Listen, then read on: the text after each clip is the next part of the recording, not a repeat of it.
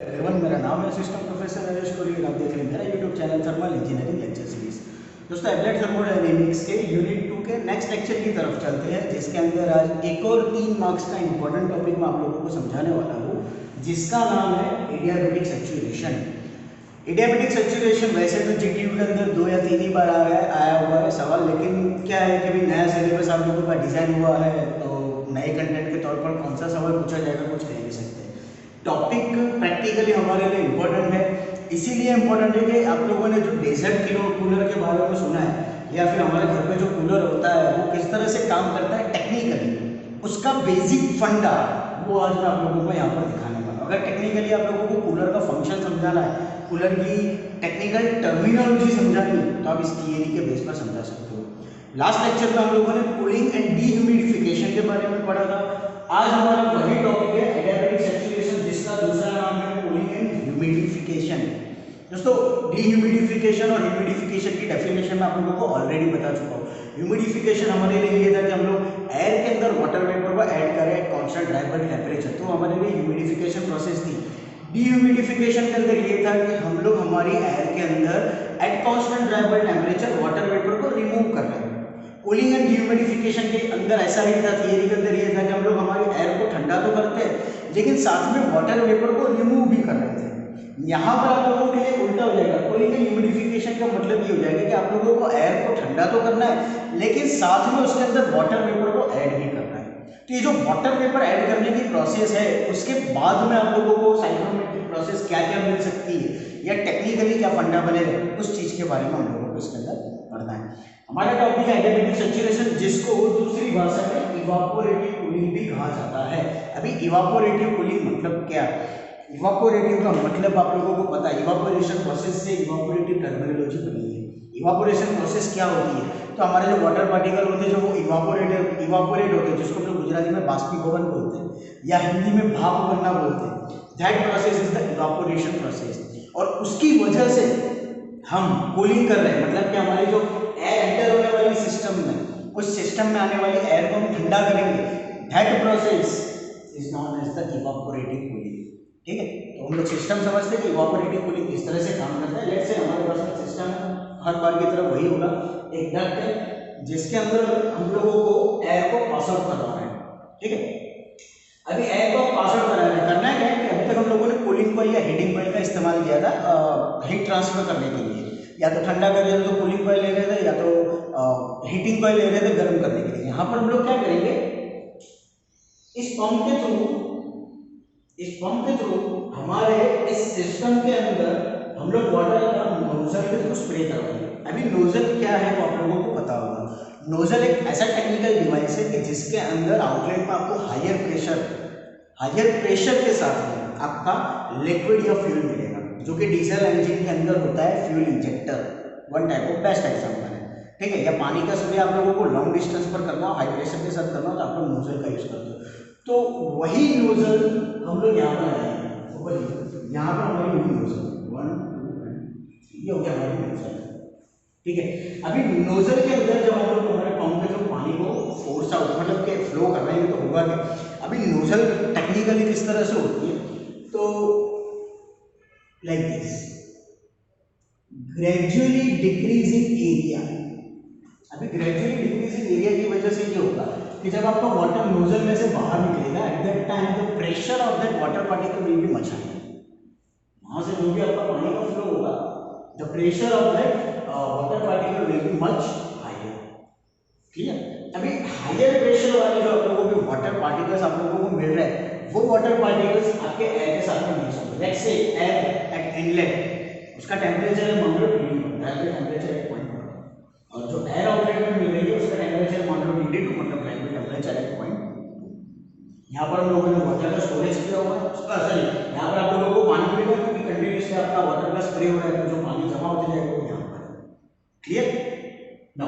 यहाँ पर makeup water रखेंगे क्योंकि आपको कंटिन्यूसली वाटर का स्प्रे करवाते रहना है। तो आप क्या करोगे, आपके सिस्टम के अंदर जो पानी जमा हुआ वो और एक सोर्स में से पानी, दोनों को पंप आउट करके फिर अपने सिस्टम के अंदर कंटिन्यूसली रिसर्कुलेट करोगे।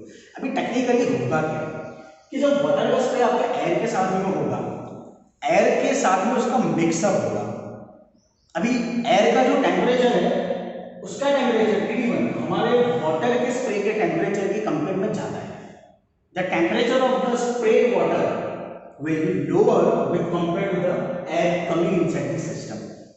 क्या होगा, दोनों के बीच में हीट ट्रांसफर होगा। हीट ट्रांसफर कैसे होगी, देखो वाटर जब नोजल में से स्प्रे करवाया जाता है तो जरूरी नहीं है कि वो वाटर पार्टिकल्स में ही, जब वो हमारी एटमॉस्फेरिक एयर के कांटेक्ट में आएगा तो उसकी हीटिंग की वजह से some particles of water will get evaporate, क्योंकि हीट ट्रांसफर होती है।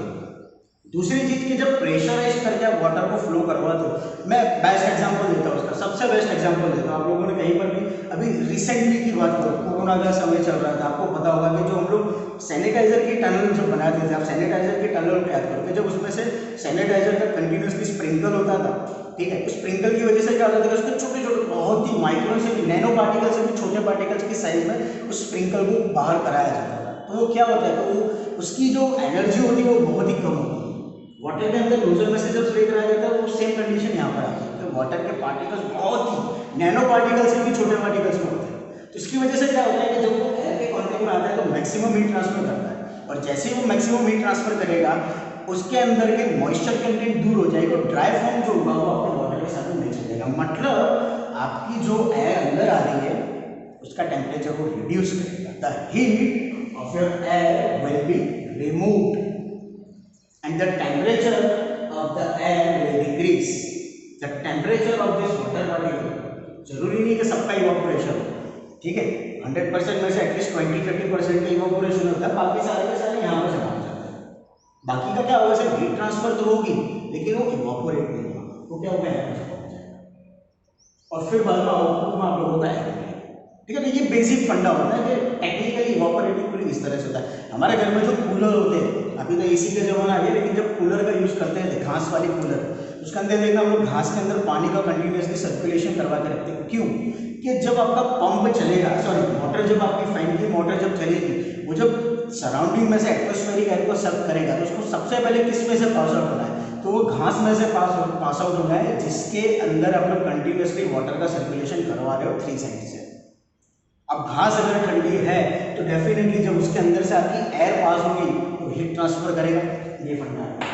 आप वाटर का स्प्रे कर रहे हो, बस फर्क इतना है कि वहाँ पर आप लोगों की नोजल जो होगी वो प्रेशराइज्ड वाटर फ्लो करवा के दे देगी, वहाँ कंटिन्यूस आप लोगों को फ्लो मिलने वाला है, क्लियर। वहाँ पे जो घास का लेयर है वो आप लोगों को ज़्यादा मिलेगा। सबसे बेस्ट एग्जाम्पल ये, सबसे बेस्ट एग्जाम्पल। तो टेक्निकली होता क्या है, air temperature drop and humidity increases, जो मैंने पहले बोला, क्योंकि यहाँ पर हीट ट्रांसफर हो रही है तो definitely temperature of the air will be decrease. अगर टेम्परेचर डाउन हो रहा है तो उसकी ह्यूमिडिटी बढ़ जाएगी। क्यों, क्योंकि वाटर पार्टिकल रिमूव हो चुके हैं, कम हो चुके हैं। Because of spraying water it is evaporates and increases the water vapour of air. क्या कर रहे हैं आप लोग, वाटर का स्प्रे करवा रहे हो, तो मैंने पहले बोला छोटे छोटे पार्टिकल्स में वो फ्लो होगा तो क्या होगा, जल्दी इवापोरेट हो जाएगा, और इवापोरेट होने की वजह से क्या होगा कि वाटर वेपर एयर के अंदर इंक्रीज होगी, the value of the water vapour inside the air will be increase. Temperature of water should be lower than DVT. ध्यान करना, ये पॉइंट बहुत ध्यान रखना कि जो वाटर का यूज हम लोग कर रहे हैं उसका टेम्परेचर ड्राई बल्ब टेम्परेचर से कम होना चाहिए, एयर के ड्राई बल्ब टेम्परेचर से, लेकिन एयर का जो dry bulb temperature of air लेकिन higher than dew point temperature. जो वाटर का यूज हम लोग करेंगे इसका यूज, उसका ड्राई बल्ब टेम्परेचर आपकी एयर से तो कम ही होना चाहिए, तभी वो हीट ट्रांसफर करेगा। वरना गर्म पानी का यूज करोगे तो यहाँ तो ऑलरेडी गर्म हवा आ रही है तो वो और उसको हीट ट्रांसफर करेगा। हीट ट्रांसफर करने के लिए बेसिक फंडा आपको पता है, एक ठंडी चीज है, गर्म चीज होनी चाहिए। अगर एयर आपकी गर्म है तो पानी आपका ठंडा होना चाहिए। वो सिंपल टेक्निकल भाषा में लिखा है कि dry bulb temperature of water should be lower than the air, लेकिन उसके ड्यू पॉइंट टेम्परेचर से ज्यादा होना चाहिए टू अवॉइड कंडेंसेशन। अगर ड्यू पॉइंट टेम्परेचर से ज्यादा नहीं हुआ तो आपकी एयर कंडेंस हो जाएगी, और एयर अगर कंडेंस हो गई तो एयर आपकी वाटर में कन्वर्ट होने का शुरुआत कर देगी। मतलब इसके अंदर जो मॉइस्चर कंटेंट होंगे वो ठंडे हो जाएंगे और उसका वाटर में कन्वर्जन हो जाएगा और वो फ्रीजन हो जाएगा। इसीलिए क्या होता है, यहाँ पर लिखा है कि ड्यू पॉइंट टेम्परेचर जो है वो आपके वाटर का ड्यू पॉइंट टेम्परेचर एयर के ड्यू पॉइंट टेम्परेचर से ज्यादा होना चाहिए, ताकि कंडेंसेशन ना हो, सिर्फ हीट ट्रांसफर हो, जिसको दूसरी भाषा में अगर मैं बोलूँ तो सैचुरेशन लिमिट है, जिसको बोला जाता है saturation limit. During the process heat required for evaporating of water is taken from air. फिर से एक और चीज, हम लोगों को प्रोसेस करने के लिए जो हीट चाहिए, यहाँ पर इसका इवापोरेशन करवाने के लिए जो हीट चाहिए वो आपको एयर में से मिलेगी। Water is taken from air, water को इवापोरेट करने के लिए क्या, वाटर के पार्टिकल्स क्या करते हैं, एयर में से हीट एनर्जी एब्जॉर्ब करते हैं। एब्जॉर्ब कर रहे हैं मतलब आप लोगों के वाटर पार्टिकल्स इवापोरेट हो गए। मतलब आप ये बोल सकते हो कि वाटर को इवापोरेट करने के लिए जो सेंसिबल हीट चाहिए, that sensible heat is coming out from the air, वो एयर में से सेंसिबल हीट जितनी एनर्जी एब्जॉर्ब करता है। और वही सेम चीज जो इवापोरेटेड वाटर होगा वो ऐड होगा आप लोगों के एयर के अंदर। अभी इवापोरेशन हो गया मतलब वेपर फॉर्म में कन्वर्ट हो गया, वेपर फॉर्म में कन्वर्ट हो गया मतलब वो एयर के अंदर मिक्स्ड अप होगा। तो एयर के अंदर जो इवापोरेटेड वाटर वेपर ऐड हो रहा है इसका मतलब ये हो गया कि लेटेंट हीट जो होगी वाटर की, वाटर पार्टिकल्स की जो लेटेंट हीट है वो लेटेंट हीट आपके एयर के अंदर मिक्स्ड अप होगा, मतलब ये ट्रांसफर हो गया। Clear? Next, total heat transfer किसके ऊपर डिपेंड करेगा, तो वाटर के टेंपरेचर के ऊपर डिपेंड करेगा। क्या होगा, अगर temperature if the temperature of water spread is equal to WBT, अगर वेट पर टेंपरेचर के इक्वल हो गया, वाटर का टेंपरेचर मान लो if the temperature of water is equal to WBT के इक्वल अगर हुआ तो क्या होगा, the net heat transfer will become zero. क्यों? क्योंकि जितनी एनर्जी आपने ट्रांसफर की मतलब कि यहाँ से एब्जॉर्ब की उतनी एनर्जी ऐड भी होगी, तो नेट हीट ट्रांसफर तो जीरो होगा। Because sensible heat from air to water, जो मैंने समझा, that will be equal to latent heat from water to air, दोनों के दोनों सेम होंगे। तो practically it is not possible नहीं हो, प्रैक्टिकली ये पॉसिबल नहीं, ये आइडियल कंडीशन है। तो क्या होगा, तो कंडीशन दो बनेगी, अगर वाटर का टेंपरेचर WBT से ज्यादा है तो देखो ये आइडियल कंडीशन है, नेट हीट ट्रांसफर इज कभी वाटर में जितनी सेंसिबल हीट एयर में से ली उतनी ही लेटेंट हीट उसने एयर के अंदर ऐड कर दी, वो हमारे लिए आइडियल कंडीशन हुई, प्रैक्टिकली पॉसिबल नहीं। तो दो कंडीशन बनेगी, या तो WBT से उसकी वैल्यू ज्यादा होगी या तो WBT से कम होगी, मतलब वेट बाय टेंपरेचर से वाटर के टेंपरेचर की वैल्यू ज्यादा होगी या तो वेट बाय टेंपरेचर से वाटर के टेंपरेचर की वैल्यू कम होगी, जिसको डिनोट हम करेंगे 1 3 डबल डैश 1 3 डैश। ये 1 2 3 ये हमारे लिए आइडियल कंडीशन है, मतलब कि this practically this process is not possible, या तो आपको 1 3 डबल डैश मिलेगा या तो 1 3 डैश मिलेगा।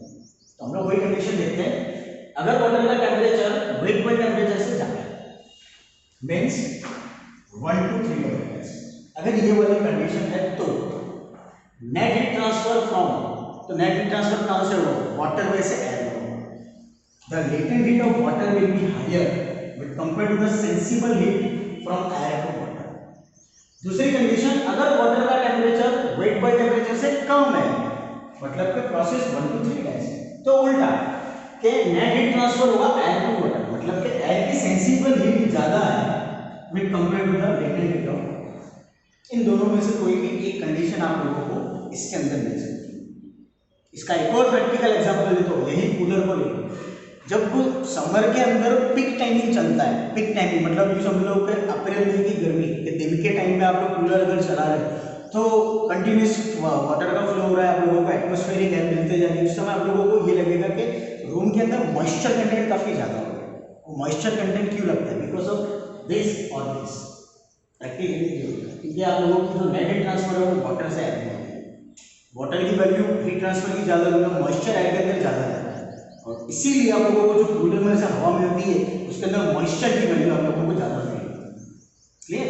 नेक्स्ट, ये सिस्टम क्या होगा, in the system spray water neither heated not cold, हम लोग जो भी पानी इसके अंदर स्प्रे कर रहे हैं ना वो गर्म होगा, ना उसको हम लोग गर्म करेंगे ना उसको हम लोग ठंडा करेंगे, so that WBT and enthalpy remains constant. इसीलिए आपका WBT और आपकी एंथैल्पी कांस्टेंट रहेगी process 1 to 2, process 1 to 2। Final condition of air is saturated at the end of the system, मतलब कि यहाँ पर आप लोगों को जो मिल रही है वो आइडियल कंडीशन है। मैं अभी भी बोल रहा हूँ कि हम लोग आइडियल कंडीशन पकड़ के चल रहे हैं, आइडियल कंडीशन के लिए हम लोग सॉल्यूशन ले रहे हैं। Final condition of air will be saturated but possible when humidification is 100%। जब ह्यूमिडिफिकेशन आपका 100% होगा, मतलब ये वाली कंडीशन होगी, तभी आप लोगों को सैचुरेटेड एयर मिलेगी। That is not practically possible. इसीलिए मैंने आप लोगों को ये दो कंडीशन बताया, मैंने कूलर का एग्जांपल दिया थोड़ी देर पहले कि जब कूलर में से आप लोगों को एयर मिलती है तो उसमें मॉइस्चर कंटेंट आप लोगों को फील होता है। फील क्यों होता है? Because of this. Clear? AC के अंदर आपको कभी नहीं लगेगी, क्यों? क्योंकि एसी के अंदर ये वाली कंडीशन है, एयर से वाटर में हीट ट्रांसफर होती है। क्लियर? प्रैक्टिकली नॉट पॉसिबल, जो कि मैंने पहले ही बोल दिया। So that process is represented by process 1 to 2। ये टेक्निकली सही प्रोसेस है, क्योंकि अगर सैचुरेटेड एयर है तो आपकी रिलेटिव ह्यूमिडिटी जो है वो 100% हो जाएगी, तो प्रैक्टिकली पॉसिबल नहीं है। That's why point 2 process 1 to 3। तो ह्यूमिडिफाइंग की एफिशिएंसी, मतलब इस सिस्टम की एफिशिएंसी कैसे दी जाती है? Efficiency humidification is equal to TD1 minus TD2 dry bulb temperature at air inlet minus dry bulb temperature at air outlet divided by TD1 minus TD3 dry bulb temperature at air inlet minus dry bulb temperature of air water, जो भी water को हम लोग use कर रहे हैं humidification के लिए, उसी के रिस्पेक्ट में हम लोग स्पेसिफिक हीट ले लेंगे, सॉरी स्पेसिफिक ह्यूमिडिटी ले लेंगे W2 minus W1 अपन W3 minus W2। और उसका बेस्ट एग्जांपल है इवापोरेटिव कूलर, जिसको हम लोग टेक्निकल भाषा में या कॉमन लैंग्वेज में बोलते हैं डेजर्ट कूलर, जो कि हम लोग यूज करते हैं समर सीजन के अंदर। क्यों? क्योंकि इवापोरेटिव कूलिंग करने के लिए आप लोगों को समर सीजन के जहाँ पर गर्मी ज़्यादा पड़ती है तो मैक्सिमम हीट ट्रांसफर की जरूरत पड़ती है ठंडी हवा के लिए, तो ऐसी सिचुएशन के लिए आप लोगों के लिए बेस्ट एग्जाम्पल है। ये सवाल जीटीयू में 3 मार्क्स में आप लोगों को पूछा जा सकता है। अगर ये 3 तरीके से नहीं पूछा तो चौथा तरीका ये आप लोगों को ये लिखा होगा, explain with neat sketch the process of desert cooler और explain in brief desert cooler. तब आप लोगों को ये डायग्राम और साइक्रोमेट्रिक चार्ट तो सभी सिस्टम में ड्रॉ करना है। साइक्रोमेट्रिक चार्ट अगर ड्रॉ नहीं किया तो समझ लो कि आप लोगों को 1 या 2 मार्क्स तो वहीं काट लेंगे।